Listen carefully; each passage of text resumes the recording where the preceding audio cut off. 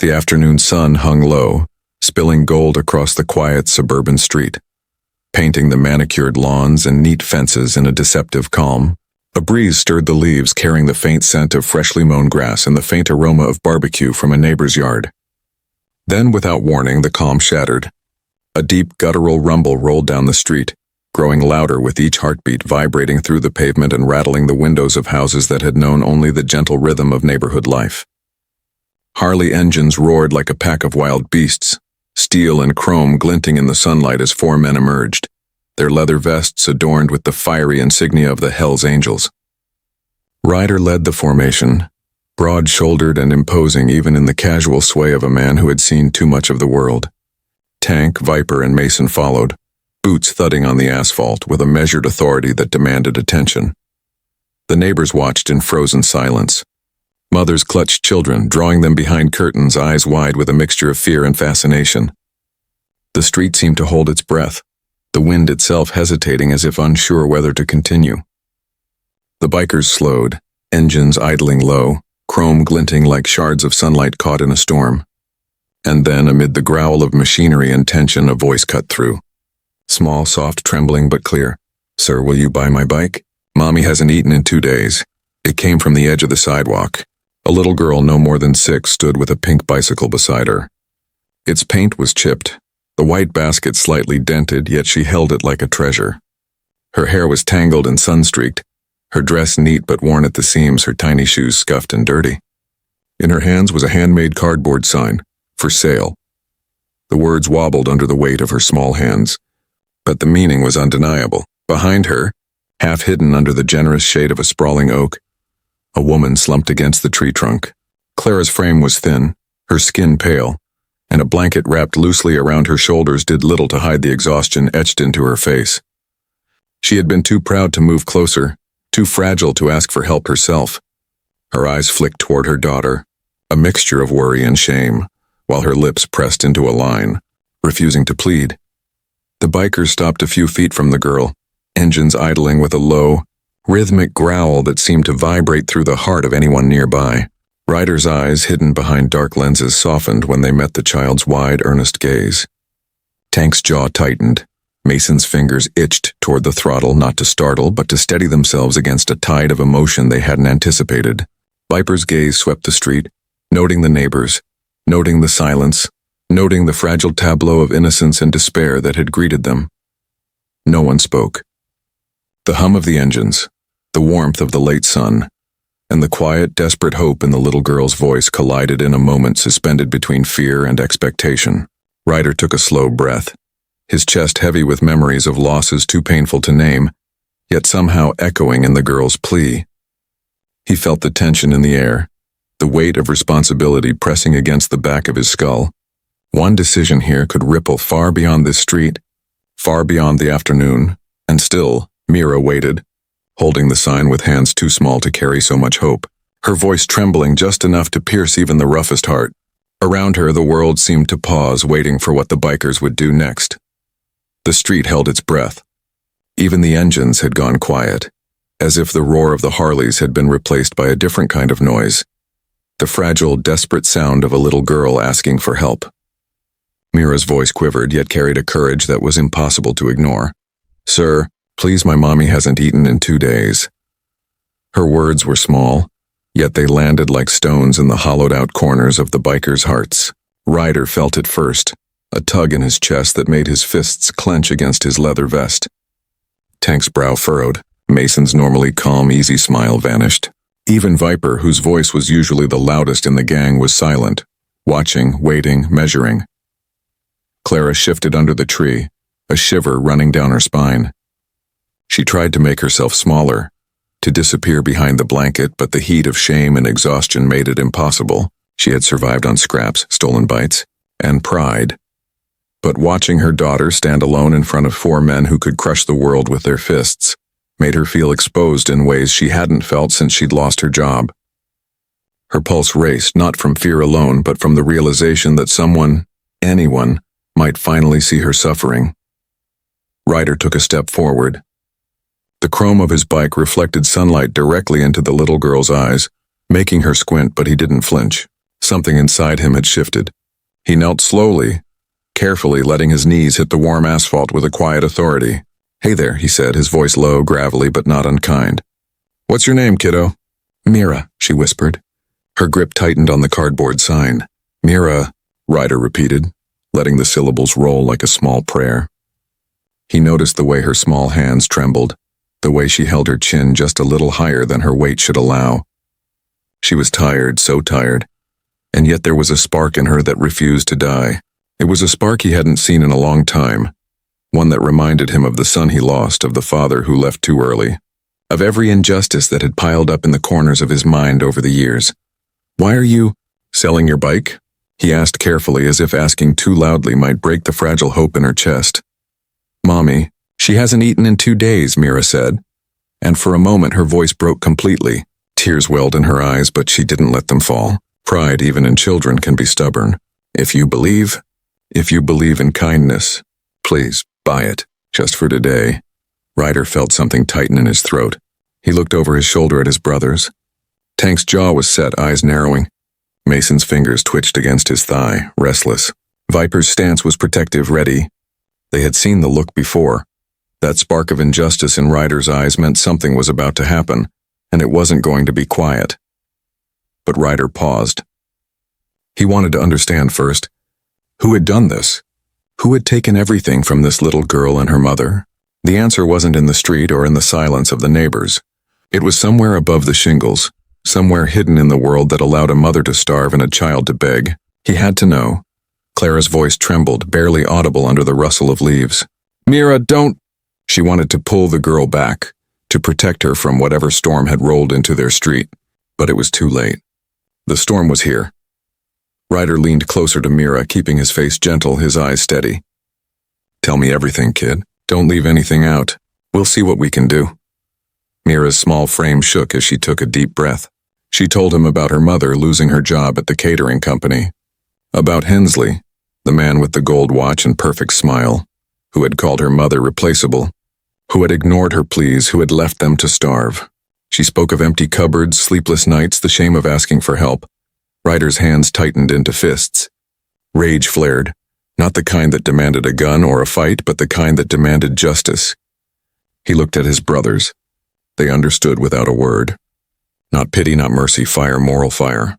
And the street, quiet only moments ago, seemed to hum again. Not with engines, but with the weight of what was about to unfold. Meera didn't know the world could be like this. She didn't know that people could see her pain and act decisively with the force of truth behind them. Ryder rose slowly, his eyes never leaving hers. "Stay right here, kiddo. Keep your mom close. We're going to make sure the world sees this," he said, voice low but heavy with promise. The Harleys revved to life, not in threat, but in purpose. The rumble returned, louder, charged with intent, and in that golden light of late afternoon, a little girl's desperate plea had set the wheels of reckoning in motion. Ryder didn't speak as the Harleys rolled back onto the quiet street. Tank, Viper, and Mason followed without a word, boots thudding against asphalt, engines thrumming with a restrained fury. The golden light of the afternoon had begun to deepen into amber, shadows stretching long across lawns and sidewalks. But the warmth of the sun did nothing to soften the chill settling over Ryder's chest. Every word Meera had spoken, the empty cupboards, the pleading cries, the long nights of hunger, pressed against him like an accusation the world couldn't deny. He glanced over his shoulder at his brothers. They were silent, but Ryder knew their minds mirrored his own. They weren't thinking about punishment, not in the way the world would imagine. This wasn't about fear or chaos. This was about balance, about making the people who took without care understand the weight of what they had done. A fire ignited in him that had long been buried under years of disappointment and loss, the kind that only surfaces when innocence cries out and the world turns away. The street seemed empty, but Ryder noticed small details that spoke volumes. The bus driver from earlier leaned against his idling bus, eyes narrowed as he watched the Harleys disappear around the corner. Ryder caught his gaze and nodded slightly. No words were exchanged, but an understanding passed between them. Meera's story would not vanish into the ordinary hum of the town. Someone would carry it forward. Someone would see. By the time the four bikers reached the towering glass and steel of Hensley's office building, the sun had dipped lower, glinting off windows and reflecting in sharp shards across the sidewalk. Inside, the building pulsed with a different kind of life. Clocks ticking, phones buzzing, coffee brewing. But it was sterile and cold, a palace of indifference. This was the world Meera had been thrust into, the one that had taken her mother's dignity and left her tiny hands clutching a cardboard sign. Ryder's mind raced. He knew the story in fragments, the catering job, the layoffs, the callous dismissal, but he needed more than fragments. He needed to see the man who had orchestrated it, to feel the pulse of the world that allowed a mother to starve and a child to beg. They entered the lobby like a storm held in check, boots echoing against marble floors. Security cameras followed them, but Ryder's eyes were locked on the elevator doors as they opened to the executive floors. Tank's hand rested casually near his vest. Viper's gaze swept every corner and Mason's jaw was tight with anticipation. They were calm, but a storm simmered under their leather and tattoos, quiet and controlled but lethal in its focus. Meanwhile, above, Hensley's office was as pristine as ever. A polished desk gleamed under the harsh light, leather chairs arranged with geometric precision, awards and certificates displayed like trophies of detachment. He looked up as the elevator doors opened and froze. Four men, the kind that lived in shadows even when standing in plain sight, had just stepped into his world. Ryder didn't speak at first. He studied Hensley, noting every detail. The gold watch, the manicured hands that had never lifted a pan or scrubbed a pot, the thin smile practiced for cameras but brittle in real life. Then without a word, he reached into his vest and pulled out the small cardboard sign, worn and crooked, that Meera had clutched with trembling hope. He placed it on Hensley's desk. The silence in the room was heavier than any engine, more oppressive than any confrontation. And for the first time, the polished businessman understood, not with words, not with charts or excuses, but with the raw, undeniable weight of what he had caused. Ryder's voice, low and steady, broke the quiet. "This is what your greed costs," he said. And in that moment, the room seemed to shrink. The fluorescent light harsh against polished surfaces as truth, unfiltered and unstoppable, filled every corner. Behind Ryder, Tank, Mason, and Viper stood like statues of purpose, the air around them vibrating with moral fire rather than violence. Hensley's breath quickened, a sweat breaking at his temple. The story of Meera, Clara, and their hunger, a story he had dismissed, ignored, and buried, was no longer just a headline. It was a mirror reflecting every choice he had made, every life he had affected. Outside, the world moved on, oblivious. But inside the glass tower, a reckoning had begun, slow and inexorable. And far away, Meera clutched her bike, unaware of the storm her plea had summoned, yet holding on to the fragile hope that somewhere, someone would see and act. The office was a cathedral of glass and steel, the air-conditioned chill doing little to cool the heat that roared in Ryder's chest. He didn't look at Hensley directly at first. Instead, he let his gaze sweep across the room, drinking in the sterile perfection. Everything gleamed, everything was controlled. Everything. But the life it had trampled remained vivid in his mind. Meera's wide, desperate eyes, Clara's trembling hands, the tiny pink bicycle that had carried more courage than the world deserved. Hensley shuffled nervously in his seat, adjusting the cuff of his pristine white shirt, fingers drumming a meaningless rhythm against the polished wood. The man's calm, meticulously cultivated composure was cracking, but he didn't understand why. He had met resistance before, employees quitting, protests outside his building, but nothing like this.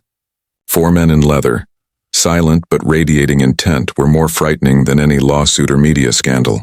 Ryder stepped closer, the sign of Meera's clumsy handwriting heavy in his hands.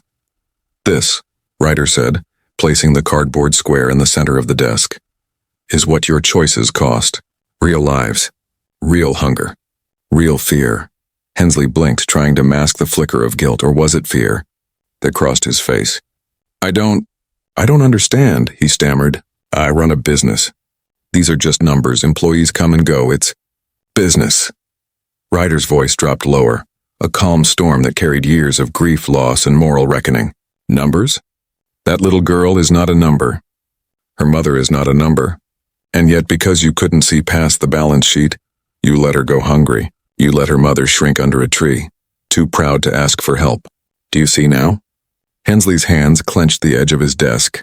He opened his mouth, but no excuse would form. Not here. Not with Ryder's brothers standing like statues behind him.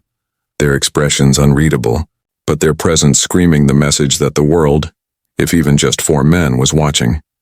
Tank's voice finally broke the silence, low and deliberate. You think you're untouchable.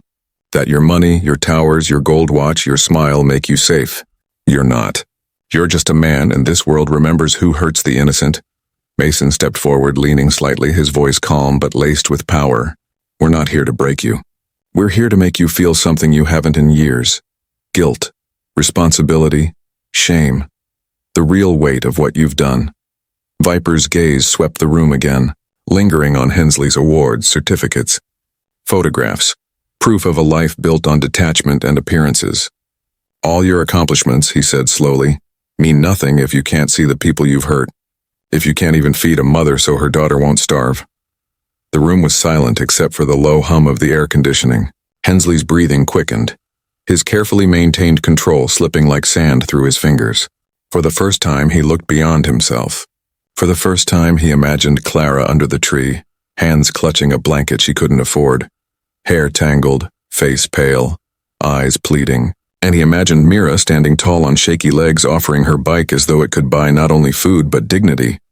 You don't understand, he whispered, more to himself than anyone else. Ryder shook his head slowly. I understand perfectly. You wanted to protect your empire, your image. You didn't care who you stepped on. But now you have a choice. You don't have to live with the lies you've told yourself forever. You can do something right.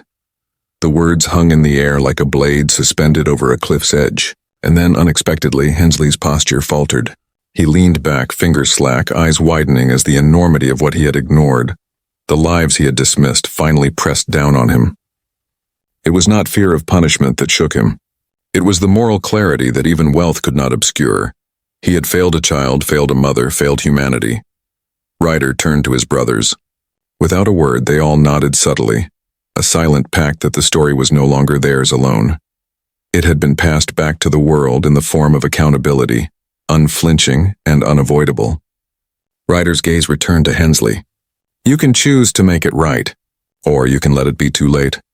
And in that moment something fragile began to crack open in Hensley, a door long welded shut by greed, fear, and pride. The room seemed to hold its breath, waiting for the first act of genuine humanity from the man who had taken everything from a mother and her daughter. Outside the glass walls, the city continued its indifferent hum, but inside the air was thick with suspense, the kind of tension that could topple empires or build redemption from ruin. Ryder's boots echoed softly against marble as he stepped back, giving the man the space to confront the truth he had long refused to see. Somewhere, far away, Meera's small hand still clutched her pink bicycle. She didn't know yet that the reckoning had begun, but she would soon. And when it did, the world that had turned away would see that even the smallest voice could summon storms, and storms could bring justice. Hensley's office felt smaller now, as if the walls themselves had leaned in to witness the weight of truth. The polished floors reflected the 4 men standing like sentinels in front of his desk, their shadows long and dark, blending with the creeping twilight outside. Ryder's eyes didn't leave the man's face. There was no fury in them, no threat, only a still, relentless clarity that made every excuse crumble before it could form. You can start by telling me everything, Ryder said quietly, almost conversationally, but the calmness in his voice was more terrifying than anger. Who else did you leave behind? How many people starved while you smiled for cameras? How many mothers went hungry while you counted profits? Hensley swallowed, sweat breaking at his hairline. His mind raced, flailing against the walls of his empire that had never prepared him for moral accountability. I didn't know, he whispered, his words hollow even to his own ears. I thought the company Mo thought. Ryder's voice dropped to a dangerous low, each word measured, deliberate. Do you know how many thoughts it takes to starve a child? How many thoughts it takes to leave a mother on the brink of collapse? You don't get to claim ignorance anymore. You don't get to hide behind numbers. Tank stepped closer, boots echoing, fingers flexing on his vest. You built towers of glass and steel but left the people who made it possible in the dark. This little girl, he said, and Ryder nodded toward the imaginary Meera standing in the street, pink bicycle in hand, is proof. She carried more courage in her small hands than you've ever had in your entire life. Mason's voice cut in, calm but cutting. We could destroy everything here. Tear it down. Make sure you feel fear the way she feels hunger. But we don't need to. The world is watching differently now. And you're going to feel it anyway, just in a way that matters. Hensley's knees shook. He could feel it. Every misstep, every careless decision, every human life discarded in the pursuit of power. The weight of it pressed down, heavy and relentless. And then Ryder leaned forward, placing both hands flat on the desk, eyes locking with his. You're going to make this right. Not for us. Not for show. But for her. For every mother, for every child. For every person who trusted you and got nothing in return. Silence stretched. Taut and trembling. Broken only by the low hum of the air conditioning and the faint creak of Hensley's chair. And then, unexpectedly, Hensley's hand shook as he reached for his phone, dialing numbers he had never called before, sending instructions he had never issued. Bank accounts moved, groceries were ordered, bills were paid. Employees who had been dismissed received letters of reinstatement, apologies carefully worded yet genuine in their intent. He was doing it all quietly, hastily, desperately trying to reconcile a lifetime of neglect with a single opportunity for redemption. Ryder stepped back and watched, heart heavy but steady. He knew this wasn't the end, not by a long shot, but it was the beginning of something. Something fragile, something trembling, but something real. Hensley, for the first time in years, understood the consequences of his actions, and the responsibility he could no longer evade. Outside the city streets, Meera clutched her bicycle, unaware of the storm she had set in motion. Her mother's hand rested lightly on her shoulder, pale but steady, a tentative smile breaking through exhaustion. The bus driver, who had quietly observed the street's events from his corner for weeks, nodded slightly to himself, sensing the ripple of justice moving unseen. And in that moment, Ryder allowed himself a small exhale, the weight of his past losses pressing down, but softened by the promise of change. 4 bikers, a child, a mother, and a man forced to see the human cost of his greed. This was the world tipping, ever so slightly back toward balance. Ryder looked at his brothers. Tank Viper, Mason, silent, stoic, ready. Their presence had been enough to summon action from a man who thought he was untouchable. But the real power, Ryder knew, had always been in the smallest of hands, the trembling plea of a child who refused to give up. The sun had dipped below the horizon now, painting the office in streaks of fire and shadow, and somewhere in the quiet streets beyond, Meera's voice, tiny but fierce, seemed to echo. Sir, please, buy my bike. Mommy hasn't eaten in 2 days. It had started as a whisper, and now it had become a reckoning. The streets were quiet now, the kind of silence that seemed to hum with expectation, like the pause before a storm breaks. Meera sat beneath the tree where her mother had rested for so many days, the pink bicycle leaning carefully against her knee. Her small hands fidgeted with the handlebar grips, worn and scuffed, yet still holding the remnants of hope. Clara's figure was closer now, fragile but upright, the blanket loosely draped across her shoulders like a shield she no longer needed as urgently. She watched the horizon, waiting, not knowing what was coming, but instinctively sensing that the world might finally tilt back in their favor. The rumble of Harleys returned, low and deliberate, cutting through the evening air like thunder drawn from some distant unseen sky. Ryder led the pack, his brothers flanking him in silent solidarity. They didn't need to announce their arrival. Even at a distance, the engines carried a weight beyond sound, an unspoken promise of protection and reckoning. Neighbors peeked from behind curtains, whispering to one another, sensing that something extraordinary had happened on their ordinary street. Ryder slowed as he approached, eyes fixed on Meera. She stood quickly, her small frame trembling with anticipation, not fear this time, but a raw, fragile hope that had been nourished over days by nothing more than a promise. Someone saw her, someone would act. Tank, Viper, and Mason followed, parking the Harleys with careful precision, boots thudding against the asphalt like punctuation on a sentence the world had waited to hear. Clara's breath caught as Ryder dismounted and approached. He bent at the waist, bringing himself to her daughter's level without losing the gravity in his presence. You did it, kiddo, he said softly, voice roughened by years of life's cruelty yet touched with awe. You held on when it counted. You made people see. Meera's eyes filled with tears, but she smiled nonetheless. She didn't fully understand, of course, not the mechanics of wealth, not the weight of corporate greed, but she understood action, and she understood courage. Ryder reached into his vest and pulled out a small envelope, placing it carefully in her hands. Inside were groceries, vouchers, and a note from Hensley himself, a quiet admission of responsibility, a promise to help, and an apology that didn't ask for forgiveness but extended an opportunity for healing. Clara's voice trembled as she whispered her gratitude, words failing her but her eyes speaking volumes. Ryder shook his head gently. "You don't owe us anything," he said. "Just promise me you'll never give up." Even as the family began to process the magnitude of the intervention, Ryder's gaze drifted to the street, to the neighbors quietly observing, to the bus driver who had watched silently from his corner. The world was larger than this small street, larger than this single act, yet this moment had the power to ripple outward, quietly but irreversibly. Tank clapped Ryder on the shoulder. Mason nodded approvingly. Viper's eyes softened in rare acknowledgement. Their presence, their silent moral weight, had brought action from a man who thought he could remain untouched, insulated in his glass tower. But it was not their doing alone. It had been Meera's courage, Clara's endurance, the small, trembling voice that refused to yield. That was the spark. The rest was merely fire, channeled with precision. And then, as the sun dipped below the horizon, painting gold and crimson across the sky, Ryder and his brothers shared bread with the mother and daughter. They sat on the curb, the bikes idling behind them, the pink bicycle leaning as a symbol of resilience. Words were few, but meaning was immense.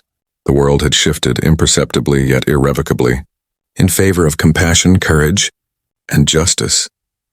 Meera's laughter finally broke through, light and trembling but real, as she pedaled the pink bicycle carefully around the street. Clara smiled, her hands no longer trembling as much, feeling the warmth of hope as it settled in her chest. Ryder and his brothers watched from the edge, silhouettes against the fading light, guardians who had delivered not punishment, but clarity. The golden glow of sunset settled across the street, across the bikes, across the cardboard sign folded neatly in Meera's lap. For a moment the world seemed less broken, a little softer, and in that suspended moment the truth was undeniable. Courage, however small, could awaken justice. Compassion, however unlikely, could topple indifference. And even the smallest voice, trembling, innocent, desperate, could change everything. The night had settled softly over the suburb, leaving streets bathed in the silver glow of street lamps and the occasional flicker of porch lights. Shadows stretched long, whispering across lawns, across sidewalks, across the worn asphalt where the day's battles, quiet, invisible, moral, had been fought. Meera's pink bicycle rested at her side, its paint dulled by sun and scuff marks, yet glowing in the streetlight like a talisman. She sat on the curb, knees tucked, eyes wide and expectant, replaying the events of the day in her mind, trying to understand how four men on roaring motorcycles could wield justice without hurting a soul. Clara knelt beside her daughter, one hand resting lightly on Meera's shoulder, the other gripping the envelope from Hensley. Inside, beyond groceries and bills, were instructions for medical care, letters of reinstatement, and quiet promises of support. Clara's chest rose and fell in slow, deep breaths, the kind that spoke of relief, and of the rare luxury of hope finally settling in a life that had known only scarcity and fear. From the edge of the street, Ryder watched silent as the night, the weight of his past and present pressing down but softened by the triumph of action. Tank, Viper, and Mason lingered behind him, each lost in their own reflection of the day's events. They had not expected gratitude to feel so heavy, nor hope to feel so fragile, but the shimmer of it in Meera's eyes anchored them. The street itself seemed to hold its breath, waiting for the final echo of the day's reckoning. Then a subtle sound stirred the night, the soft approach of footsteps. Neighbors emerged, hesitant at first from porches and driveways, drawn not by spectacle but by curiosity and the faint, undeniable pull of human compassion. The bus driver appeared as well, moving slowly, his eyes bright under the lamp, holding a bag of sandwiches he had gathered during his evening route. Without a word, he set it beside Clara and Meera, nodding in acknowledgement of the invisible threads of courage that had brought them here. Hensley arrived quietly behind them, having left his tower for the first time in years without a single press release or staged camera shot. He carried no grandeur, no airs of authority, just the weight of his own awakening. His hands were bare, empty, and trembling slightly. When he knelt to place the last of the provisions into Clara's hands, it was not for show. It was a man facing consequences, stripped of pride, guided only by the simple, terrifying truth of his past actions. Meera's small voice rose, almost above the gentle chorus of street noises. "Sir, thank you," she said, and it was neither rehearsed nor performative. Ryder felt the words pierce his chest like a bell, ringing through the years of loss and anger he had carried. Here in this quiet street lay the culmination of justice without violence, of courage without grandeur, of kindness unfurling like a wildfire in slow motion. Ryder and his brothers finally approached, boots soft on the asphalt now that the engines had cooled, the rumble of earlier replaced by the steady heartbeat of relief.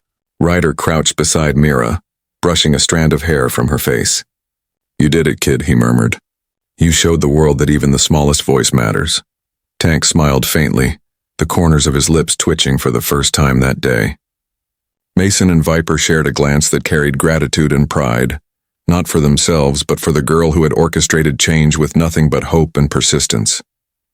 Even the street seemed to exhale, the night's silence folding into something gentler, something softer, something that felt almost like peace. And then, quietly, almost imperceptibly, the ripple began. Neighbors returned to their homes carrying groceries, letters, and phone calls to check on family and friends. The bus driver drove on with a smile tucked beneath his cap, already planning how to spread the story further. Somewhere across town, Hensley's office had begun quietly distributing aid to other families, each action fueled not by obligation, but by a newly discovered sense of responsibility. Meera laughed, a small lilting sound that held both disbelief and triumph. Clara's hands rested in hers, steady now, anchored by relief and love. Ryder and his brothers watched for a moment longer, then mounted the Harleys once more, the engines whispering into life. They didn't roar this time.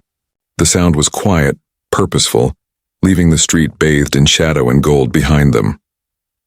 As they disappeared down the street, Ryder cast one final glance at the mother and daughter. "Keep going," he said softly, as much to the world as to them. "Keep believing." The night settled once more, but the street had changed. The world had changed, just a little, but enough. A child's plea had summoned justice. Compassion had toppled indifference, and courage had whispered to power in a way that left no room for denial. Meera's pink bicycle, once a symbol of despair, now stood as a monument to resilience, hope, and the quiet, unstoppable force of human kindness, and for a moment, under the silver glow of the street lamps, the world did not feel broken at all.